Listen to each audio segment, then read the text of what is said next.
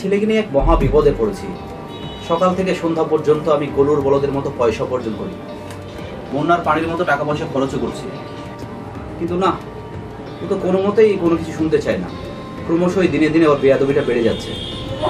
কারো কথা শুনে না, কারো শাসন বারণ মানে না। ওকে নিয়ে তো আমাদের অনেক স্বপ্ন, অনেক আশা ছিল, অথচ সারাদিন সকাল থেকে সন্ধ্যা পর্যন্ত খেলাধুলা, বাইরে ঘুরে বেড়ানো, ফেসবুক, ইউটিউব এগুলো নিয়েই ব্যস্ত থাকে। পড়াশোনার নাম বালাই নাই। কি যে করি, মহা বিপদ। স্যার কি বলবো, ওর যন্ত্রণায় মরে যেতে ইচ্ছে করে। পড়াশোনায় মজা নাই, মোবাইলে মজা। মজা না থাকলেও পড়তে হবে। আমাকে তো প্রতিদিন 5-6 বার রান্না করতে হয়, ভালো লাগে না তারপরেও তো করতে হয়। মা আজ তোমাকে ইউটিউব থেকে পেঁয়াজ কাটা শিখিয়ে দেব। হাতলামও পেয়েছো? মায়ের সঙ্গে কেমন ব্যবহার নেহাল? তাছাড়া তুমি সারাদিন কাজটা করো কি শুনি? সকাল থেকে শুধু চিপস খাও আর মোবাইলে গেম খেলো, এছাড়া আর করোটা কি? বাবা আমি তোমার চেয়ে বেশি কাজ করি, শুনবে?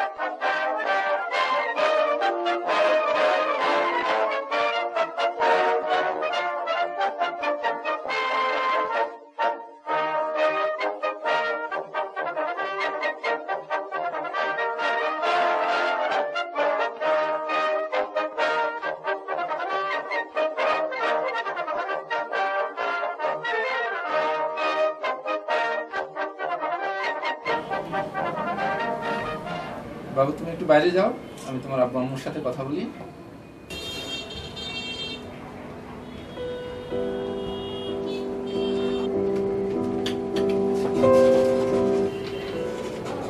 জি, আপনাদের বাচ্চার সমস্যাটা আমি বুঝতে পারলাম। এই জেনারেশনের সমস্যাটা আবার ফুটে উঠে, তো আপনারা মনে হয় বুঝতে পারেননি। আমি বুঝিয়ে বলছি। আসলে বাচ্চাদের কাছে মোবাইলটা যতটা আকর্ষণীয় করা গেছে, শিক্ষাটাকে মোটেই করা যায়। আমরা শিক্ষার জন্য, লেখাপড়ার জন্য বাচ্চাদেরকে জোর করি, তাদের পিছনে অনেক টাকা খরচ করি। সেই টাকা লুফে নেওয়ার জন্য বসে আছে একদম শিক্ষা ব্যবসায়ী। শিক্ষাটা তাদের কাছে ব্যবসা মাত্র, আর এই শিশুরা হলো তাদের ব্যবসার উপকরণ বা পণ্য হতে কে চায়। আর এই যে শিশুরা পড়ালেখার জন্য সারাদিন বাইরে বাইরে ঘুরে সকাল থেকে সন্ধ্যা পর্যন্ত একটা দিন মজুরের মতো সে খেটে মরে, তার তো নিজস্ব কোনো জগৎ হচ্ছে। এভাবে চললে অন্যের ধার করা জগতে তাকে ভিক্ষুকের মতো ঘুরে ফিরতে হবে। তো আসলে এই সমস্যার সমাধানও শুধুমাত্র অভিভাবকদের পক্ষে একা সম্ভব নয়, সেটার জন্য সকলের সম্মিলিত প্রচেষ্টা দরকার। তাহলে শিশুরা নিজস্ব জগৎ নিয়ে আনন্দের সাথে বড় হতে পারে।